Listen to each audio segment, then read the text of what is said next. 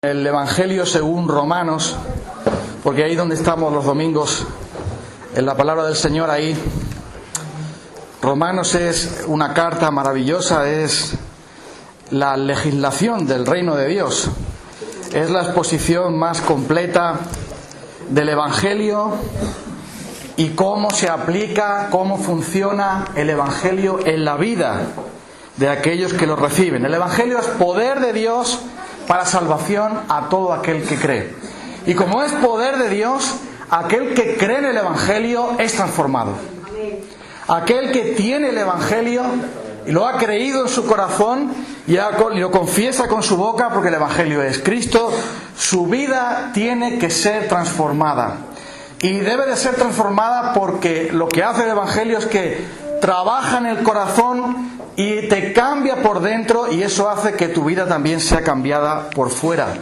Y es por eso que en el capítulo 12 de Romanos, que nos estamos pensando ahora, el apóstol Pablo nos da unas instrucciones prácticas de cómo poner en marcha el Evangelio, cómo aplicarlo, cómo mostrar el Evangelio. Y tiene que ver con tu conducta, lo que tú y yo hacemos, nuestro comportamiento con los demás, nuestro comportamiento con Dios, nuestro comportamiento con las personas que nos rodean. Luego después vamos a ver el comportamiento con los enemigos. Y también vamos a ver lo que hace el Evangelio por dentro. Hoy nos toca ver algo de lo que el Evangelio hace por dentro de nosotros y también por fuera, porque vamos a ver que hay tres cosas que en la casa del Evangelio siempre vas a encontrar. Si el Evangelio es una casa, o más bien es un palacio, hay tres salas en las que tienes que pasar. Tres salas por las que debes de pasar, ¿no? Imagínate que estás visitando el monasterio del Escorial y quieres ver todo el palacio, quieres ver todas las instalaciones, pues tienes que pasar por unas habitaciones para llegar a otras. Así es como se hacían los palacios antiguamente. Entonces se ponía un pasillo en el centro y ibas atravesando habitaciones, ¿sí? Y ahora vamos a ver que hay unas habitaciones por las que sí o sí, si has creído en el Evangelio, tienes que pasar. Pero tranquilo, que Dios va a estar contigo. Así que relájate. Vamos a ver, Romanos capítulo 12 y versículo 12. Con este versículo tendremos bastante. Romanos 12, 12. Gozosos en la esperanza. Primera habitación. Segunda habitación. Sufridos en la tribulación. Esto ya no me gusta tanto. Y luego la tercera sala. Constantes en la oración. ¿Vale? Entonces, si has creído en el Evangelio, si de verdad eres un cristiano, un hijo de Dios, has nacido de nuevo, vas a tener gozo en la esperanza, vas a tener paciencia, resistencia, perseverancia en las tribulaciones, en los problemas, en las pruebas, en todo lo que... Porque tienes que pasar por esa sala, sí o sí. Y tienes que ser también perseverante en la oración. Tienes que orar siempre y no desmayar, ¿vale? Primero, gozosos en la esperanza. El apóstol Pablo dice que un cristiano es alguien que tiene gozo. ¿Tú sabes lo que es el gozo?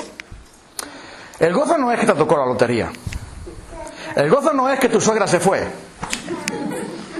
El gozo no es que te han puesto hoy tu plato favorito porque es domingo y te han puesto la paella que tanto te gusta o la ensaladilla rusa.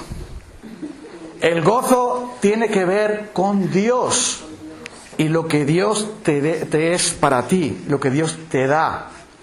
El gozo no es que vas a cambiar de coche. El gozo no es que te vas a comprar el iPhone 10. El gozo es Dios por encima de todo. Y claro, esto tú no lo entiendes si no eres creyente. Para ti esto te suena chino. Para ti esto sería como explicarle el arco iris a un ciego.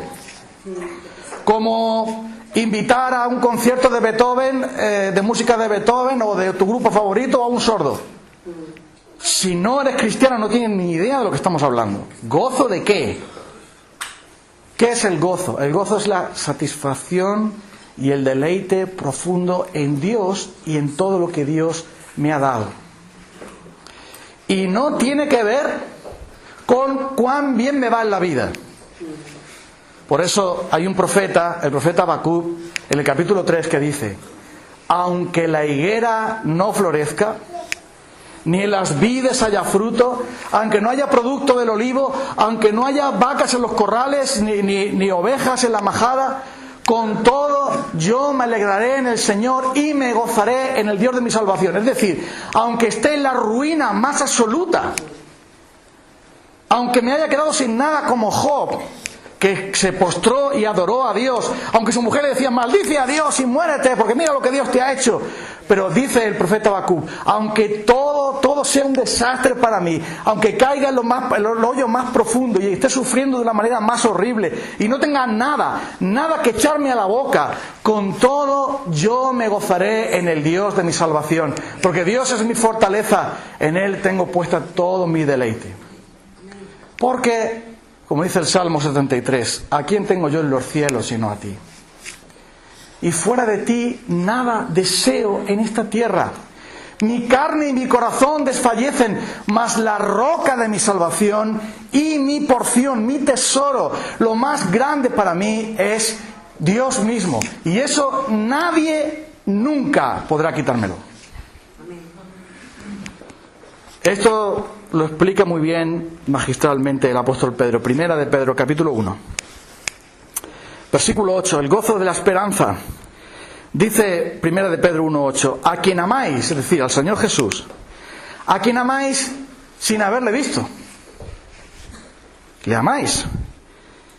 Aunque ahora, en quien creyendo, aunque ahora no lo veáis, os alegráis con gozo inefable. Es decir, gozo que no se puede describir de lo maravilloso que es. Inefable y glorioso. Glorioso quiere decir que viene del cielo. El gozo no lo fabricas tú, no lo fabrica el whisky que te has tomado, no lo fabrica una pastilla, no lo fabrican las personas, no lo fabrica el sexo, no lo fabrica el placer que este mundo da. El gozo es de la gloria, viene del cielo, lo da Dios, lo produce Dios y lo derrama sobre aquellos que creen en Él. Y por eso dice aquí que le amáis sin haberle visto y os alegráis, porque el gozo es también alegría. Entonces, aquella canción dice, la cantamos el otro día: regocijaos en el Señor algunas veces, otra vez os digo, regocijaos de vez en cuando. ¿No? Siempre, claro, porque viene de Dios, ¿no? Regocijaos en el Señor siempre. Dice aquí, os alegráis con gozo inefable y glorioso. ¿Y sabéis por qué? Porque como dice capítulo 2, versículo 7 de Primera de Pedro, para vosotros Él es precioso. Y entonces, de la misma manera que una persona enamorada de otra dice, bueno, aunque estemos debajo de un puente, aunque la vida nos vaya mal, si nos tenemos el uno al otro y nos amamos de verdad, podemos sentirnos bienaventurados, podemos sentirnos felices. Y alguien que tiene gozo es porque ama al Señor Jesucristo, le ha conocido, se regocija en Él, sabe que su porción es Él, sabe que Él está con Jesús y eso es suficiente para Él. Y eso está por encima de cualquier otro gozo que se pueda tener.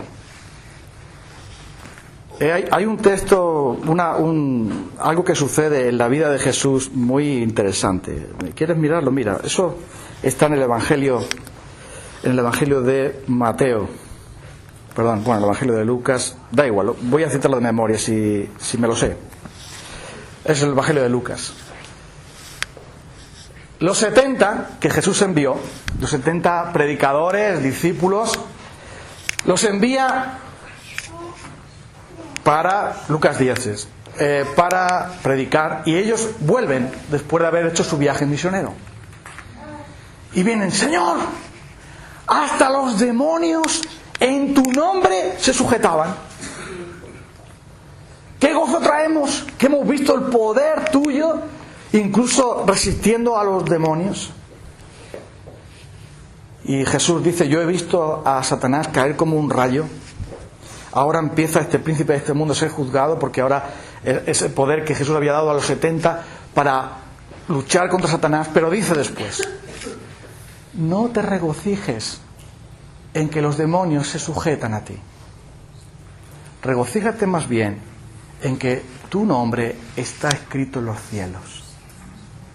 La fuente del gozo verdadero no está en cuánto poder puedes tener tú de Dios, cuánto Dios puede bendecirte, cuántos dones puedes tener de Dios o qué puedes hacer tú para Dios. Esa no es la fuente de gozo verdadero. La fuente de gozo verdadero está en que tú estás en el cielo con Él. Porque Cristo es la esperanza de gloria. Entonces dice el apóstol Pablo a los Colosenses: ¿la esperanza quién es? La esperanza es Cristo. Estar con Él, resucitar con Él, ser uno con Él, estar con Él por toda la eternidad. Esa es la esperanza. La esposa que está separada de su marido, ¿cuál es la esperanza? Volver con su marido. El esposo que está separado de su esposa, ¿cuál es su esperanza? Volver con... O sea, no me importa nada más, no me vengas a decir otra cosa. Mi esperanza auténtica, profunda, es estar con Cristo, lo cual es muchísimo mejor. Entonces Pablo dice: yo no sé lo que hacer porque sé que me van a matar, pero aún todavía tengo que estar en este mundo y estoy puesto en estrecho, no sé, estoy como en un callejón sin salida porque por el bien de vosotros tengo que seguir todavía mi ministerio para daros la palabra, porque eso es lo que Dios me ha encargado. Pero yo prefiero partir y estar con Cristo, lo cual es muchísimo mejor. Entonces Pablo le decía a la muerte: muerte, ven para acá, si no tienes nada que hacer ya conmigo. Tú eres como una serpiente que te han quitado el veneno. Muerdes, pero ya no matas, porque tú, muerte, ya moriste. A ti te mataron en la cruz. Entonces Pablo dice: ni la muerte, ni la vida, ni ángeles, ni principados, ni potestades, ni lo presente, ni lo porvenir, ni lo alto, ni lo profundo, ni ninguna otra cosa creada nos podrá separar del amor de Dios que es en Cristo Jesús, Señor nuestro. Entonces, como nada ni nadie nos puede separar de Él, el gozo de un cristiano no está en cómo te va la vida, no está en que si te quieren más o te quieren menos, o te reconocen más o te reconocen menos, o si te salen mejor las cosas o peor, o cuánto dinero tengas o dejas de tener. No está en la tierra. El gozo de Dios está reservado en el cielo. Tiene que ver con Jesucristo, tiene que ver con su gloria, tiene que ver que Él es precioso para ti, que Él es lo más grande para ti, que eres la perla de gran precio, que has vendido todo para tenerlo a Él, y por lo tanto todo lo que tú anhelas ya está en Él. Por lo tanto, no permitas que nadie te quite ese gozo. No lo permitas. Porque muchas veces perdemos el gozo y nos convertimos en cristianos con la cara de hormigón.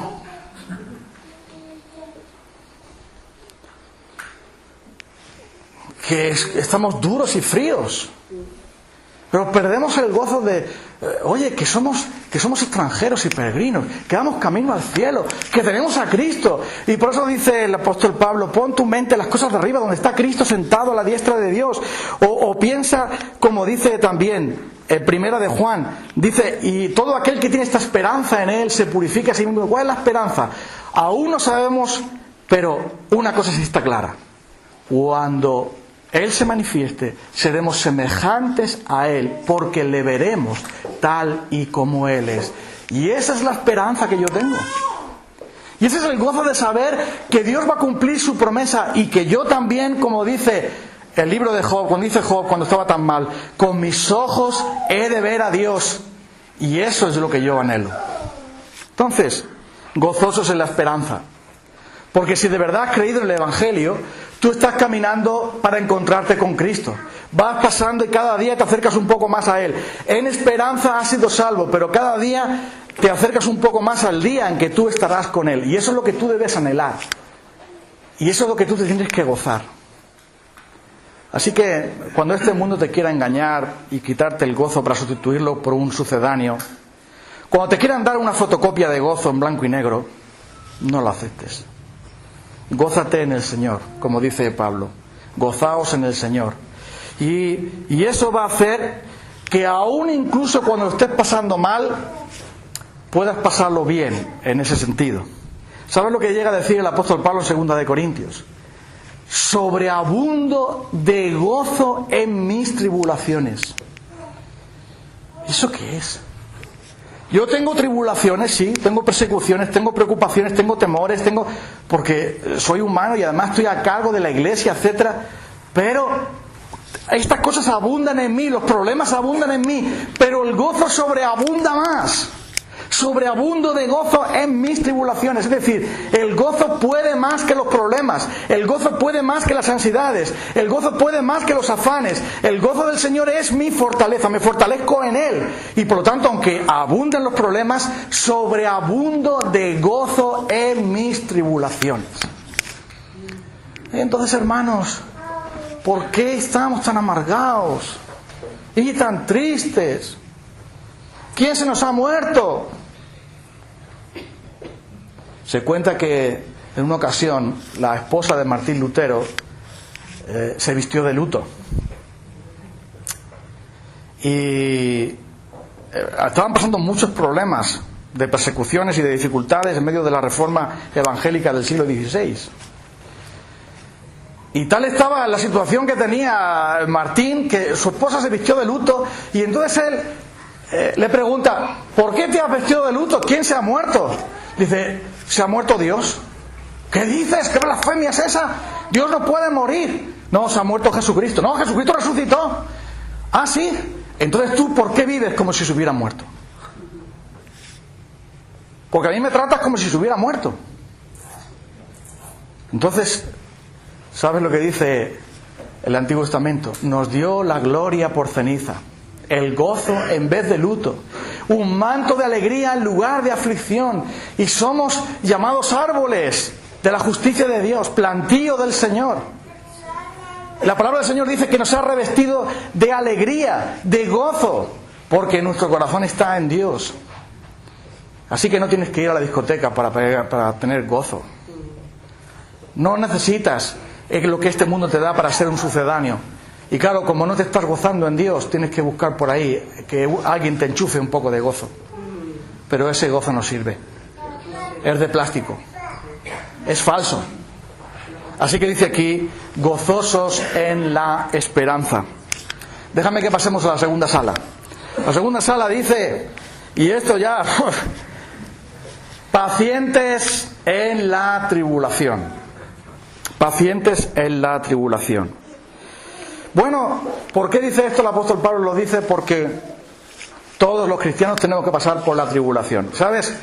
El hierro, para que se forje, tiene que pasar por el fuego y con el martillo. ¿Verdad, suegro? Todos los hierros que quieren ser forjados, que quieren convertirse en cuchillos, navajas, cualquier cosa, tiene que pasar sí o sí por la mano diestra del herrero. Y hay que ponerlo al rojo vivo. Y hay que darle duro en el yunque para forjar. ¿Y qué pasa? Que el Señor te está forjando. Y es que yo quiero pasar a la siguiente sala. No, espérate aquí un momento. No corras tanto. Cuidado, porque en la sala de la tribulación hay maravillas. Sí. ¿O no? Sí las hay. Porque si no, ¿por qué dijo Santiago esto? Santiago capítulo 1. Porque es una cosa muy extraña lo que dice Santiago. Bueno, la verdad es que la Biblia dice cosas muy extrañas para nosotros.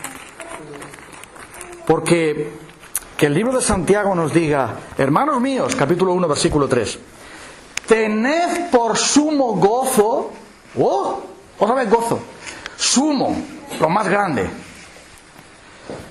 Tened por sumo gozo cuando os halléis en diversas pruebas. Ahora sí que no lo entiendo. Sumo gozo cuando estamos pasando por pruebas, y las pruebas no son agradables. Pero Santiago dice: sabiendo que la prueba de vuestra fe produce paciencia, y la paciencia va a acabar su obra para que seáis completos sin que os falte cosa alguna. Entonces, Dios te hace pasar por la sala de la tribulación, pero es porque tiene que trabajar contigo. Tiene que quitar las asperezas, tiene que doblegar tu incredulidad, tiene que pulirnos para que con el brillo se vea su rostro. Eso es lo que hacían antiguamente cuando purificaban la plata. El joyero purificaba la plata. ¿Y cuándo dejaba él de purificar la plata? Cuando veía su rostro reflejado. Todavía sabía que estaba la plata limpia. Y eso hacían con el oro. ¿Cuándo dejaban de pulirlo? ¿Cuándo dejaban de echarlo en el horno y de pulirlo bien pulido? Cuando el platero o el joyero veía su rostro reflejado en la joya, en el metal, decía: ahora está limpio, pero tengo que verme yo reflejado bien, que se vea bien mi cara ahí.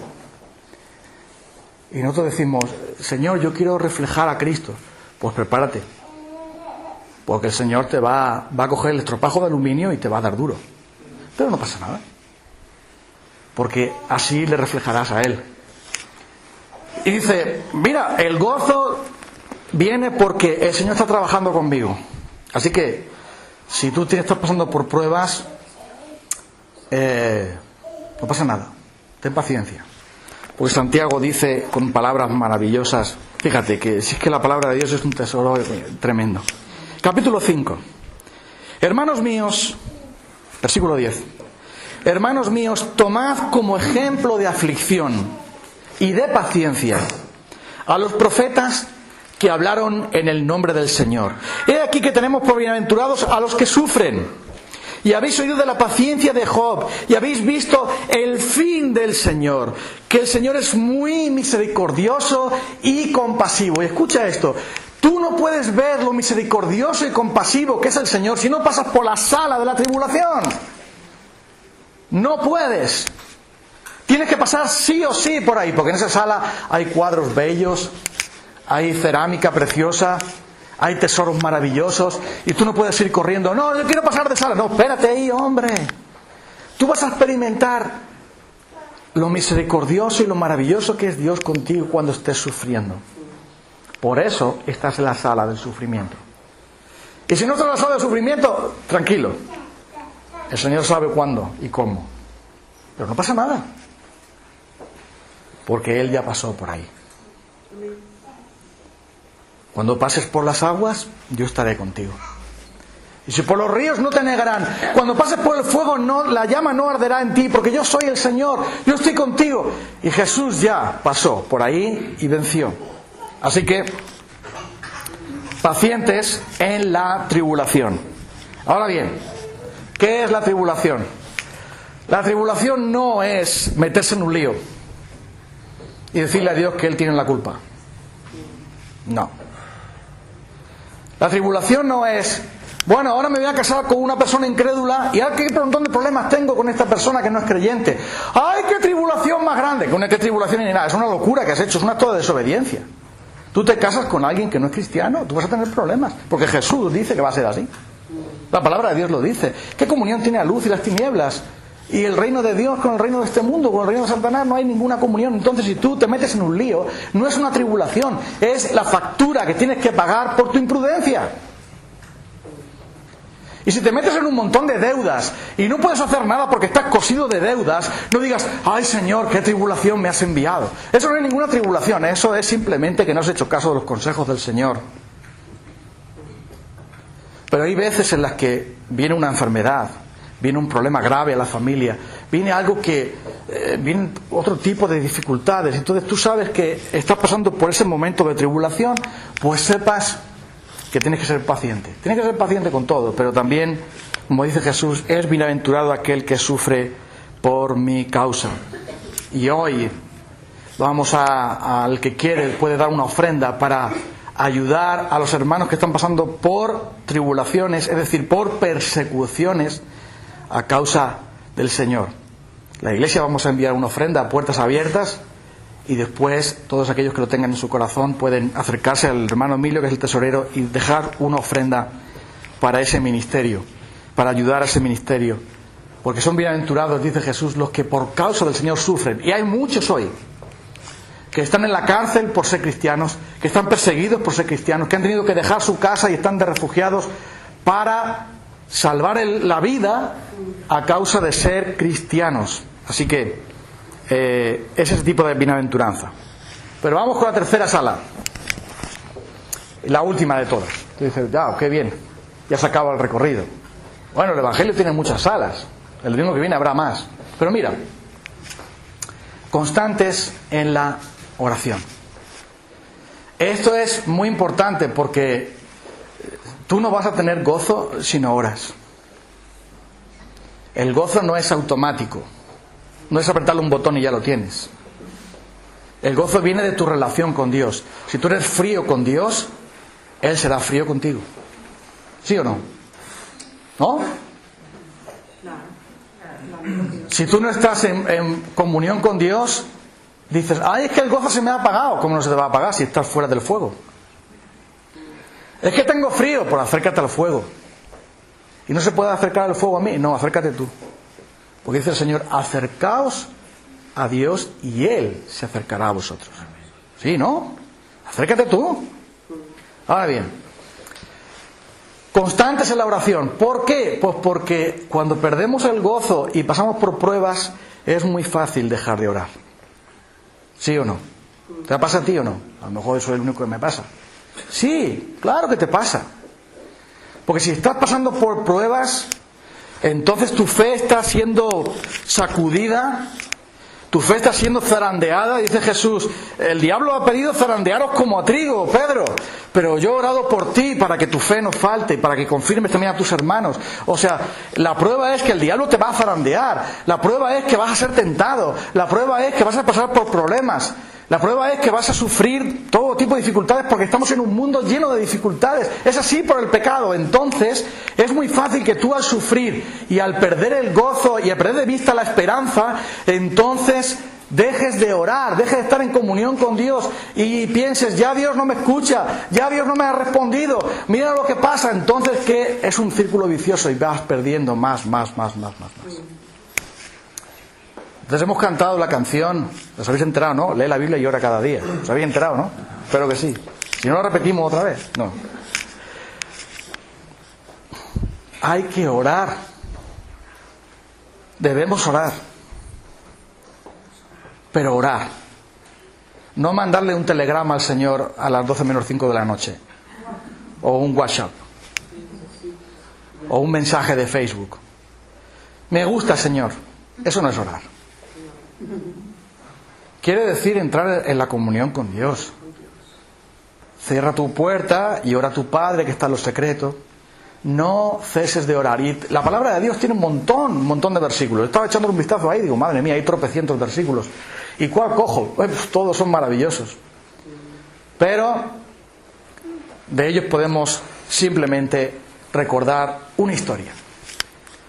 La historia de una mujer viuda que le tocaba de batallar con un juez malvado. Y esa mujer viuda, pobre, sin ninguna influencia, quería que el juez malvado le hiciera justicia. Y el juez decía, venga, vete por ahí, cansina, no te voy a hacer caso. Y claro, como ella era viuda y no tenía dinero, no podía sobornar al juez, no podía pagar un buen abogado, o no podía de alguna manera hacer un regalo para que le hiciera caso al juez. Entonces ella no tenía nada más que la palabra. No tenía ningún otro recurso para poder apelar al juez, sino solo la palabra. Y, ¿sabes una cosa? Si hay alguien persistente, son las mujeres. Que es un ejemplo de perseverancia. Fue con ese hombre tan duro, que él mismo dice en la parábola, dice, yo no tengo ni temor de Dios ni respeto al hombre. Es decir, era un salvaje. Si no tienes temor de Dios ni respeto a la persona que eres un monstruo, un demonio. Porque si ni siquiera respetas a los pobres, a las personas, ¿qué tipo de bicho eres tú? Y dice Jesús que esa mujer fue a pedirle justicia una y otra vez, y ese hombre por algún tiempo la rechazó. Pero un día ese juez malvado dijo, voy a hacer caso de aceptar lo que me dice esta mujer porque ya me tiene cansada la paciencia, me va a agotar la paciencia y mejor se lo voy a dar. Y entonces dice Jesús, mira lo que hizo ese hombre malvado, ese juez malvado. Al final le dio lo que pedía a la viuda porque ella era persistente en su causa. Hazme justicia de mi adversario, hazme justicia, tengo razón con lo que pido, juez malvado, hazme justicia. Y entonces dice el Señor, si ella hizo eso, o sea, si el juez malvado al final le concedió solo para quitarla de en medio, ¿no hará justicia a vuestro Padre a sus escogidos que claman a Él de día y de noche? Se tratará de responderle. Entonces sigue orando mientras que tengas aliento de vida. Mientras que tengas boca, mientras que tengas corazón, ora y confía. Porque Jesús dijo, todo aquel que pide, recibe. Y el apóstol Juan, recogiendo esas palabras, dice, y esta es la confianza que tenemos delante de Él, 1 de Juan capítulo 5, que si pedimos alguna cosa conforme a su voluntad, Él nos oye. Y si pedimos alguna cosa conforme a su voluntad, sabemos que tenemos lo que le hayamos pedido, lo sabemos, es decir, solamente tenemos que esperar que se curse, pero sabemos que lo tenemos. Esto es maravilloso, ¿no? Que a veces tú sabes que tienes algo, pero estás esperando que te lo envíen, ¿no? Has comprado algo por correo, por internet, por lo que fuera, está pagado y solamente tienes que esperar a que venga el cartero. ¿Cuánto tardará? Más o menos, pero vendrá. Y dice el Señor, sabemos que lo tenemos porque es la voluntad de Dios, solo que estamos esperando que alguien nos lo traiga. Ya vienen los tamborileros por ahí. Entonces, la tercera y última sala es esta: no dejéis de orar, porque eso es lo que el Evangelio hace. El Evangelio te da gozo, la satisfacción, el deleite en Dios. En tu presencia, Señor, hay plenitud de gozo, hay delicias a tu diestra para siempre.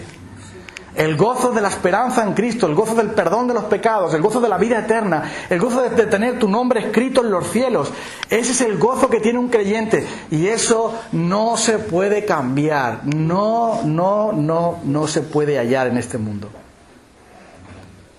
Pero cuando ves que alguien alaba a Dios a pesar de que ha perdido un ser querido, cuando ves que alguien adora a Dios aún con gozo en medio de esa pérdida, tú sabes que eso es verdad. Recuerdo como si fuera el día de ayer, porque son de esas cosas que te quedan impactadas en tu memoria, el día en que enterramos a nuestra querida tía Martina, una mujer de Dios. Y mi tío, que es otro hombre de Dios, y hasta los dos están con el Señor ya. Mi tía murió de una enfermedad terrible, de un cáncer espantoso, sufrió muchísimo. Era una gran mujer de Dios su trabajo era coger a muchachos de la calle de la droga y llevarlos a centros de rehabilitación. Eso es lo que hacía mi tía.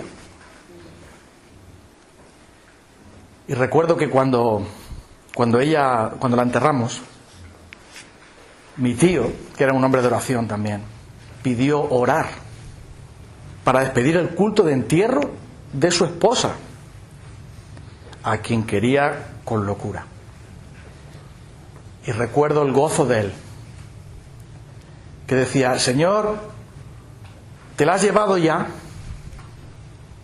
ella va adelante, pero yo iré después. Gracias porque está contigo. Era el gozo de mi tío Pepe el pescadero cuando nuestra querida tía se marchó con el Señor. Eso es el gozo de Dios. Eso aquí no se compra. No lo busques, no lo hay. También hemos visto que debes pasar por la sala de la tribulación. Uy, he soltado la alarma, esto significa que ya me tengo que callar. Voy a decirle que no. No, tranquilos. Vas a pasar también por la sala de la tribulación. Bueno, allí hay cosas maravillosas. ¿Sabes lo que dice el apóstol Pablo? Dice: hermanos, no sabéis todas las tribulaciones que hemos pasado. Casi nos morimos en el barco aquel, en el naufragio que hubo. ¿Qué tribulaciones nos pasaron? Nos apedrearon, lo pasamos tan mal. Pero ¿sabéis una cosa, hermanos? De la manera que abundan las tribulaciones, las pruebas, los problemas, 2 Corintios capítulo 1, así abundan también las consolaciones de Dios. Mi hermana Sofía, solo tengo una hermana, por eso es la mejor que tengo. Es muy buena hermana, aunque lo que quiero es que se acerque al Señor porque está fuera. Pero verás, ella de pequeña era muy débil y se enfermaba con mucha facilidad. Y estuvo a punto de morir, pero eso es otra historia. Entonces, ¿qué pasa? Que como no comía, porque nada le gustaba, nada le apetecía y era un problema con ella. Entonces, ¿qué pasa? Que todo lo mejor que hacía mi madre. No era para mí, que era el varoncito, el niño mimado, sino era para mi hermana, porque estaba malita. Y yo llegaba a mi madre y decía, pero yo también quiero de eso. Esto es para tu hermana. ¿Cómo? Yo también quiero de eso. No, espera. Esto es para tu hermana, porque tu hermana está mala. Y esto es para que se anime y coma y así se ponga buena. Y yo digo, o sea que entonces... ¡Ay, qué dolor de cabeza tengo! Ay, oh. ¿Sabes una cosa? Las mejores bendiciones del Señor están para los creyentes que sufren. Eso es verdad. Y hay tantas historias que podríamos citar, pero si te acuerdas del hermano Richard de Rumanía, lo que él cuenta, de cómo la presencia del Señor y el consuelo de Dios llegaba allí, en aquella cárcel horrible, y de tantos otros. Así que si entras a la sala de la tribulación, tú sabes que allí está lo mejor de Dios para ti. Así que alégrate, tenlo por sumo gozo, porque Dios te va a tratar de una manera extraordinaria. Y si no, ya verás. Y la última cosa, hermano, amigos, ora a Dios. Habla con Él. Es que tengo un montón de problemas. Mejor, para que ores. Es que tengo mucho gozo. Mejor, para que le agradezcas. Es que me falta el gozo. Pues ora a Dios para que te dé más gozo. Al final, todo es oración. Porque Él se encarga de hacerlo. Y termino con lo que dice Pablo en Romanos 14, versículo 13. Que se resume ahí todo lo que hemos estado viendo. Y el Dios de esperanza, la esperanza que hemos hablado, os llene de todo gozo y paz en el creer, para que abundéis en esperanza por el poder del Espíritu Santo.